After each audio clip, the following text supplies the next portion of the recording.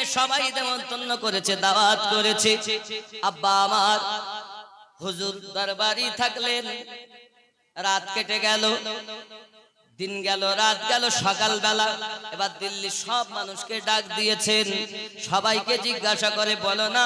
সবাই বলছে, হুজুর আমাদের বাড়িতে শেখ আহমদ হুজুর দুপুর বেলা ছিলেন, রাতেও ছিলেন, সারা রাত আমাদের বাড়িতে থেকেছে। দিল্লির সব মানুষ যখন আপনার সব প্রজারা একই কথা বলে, তখন কদম পড়ে গেছে হুজুর।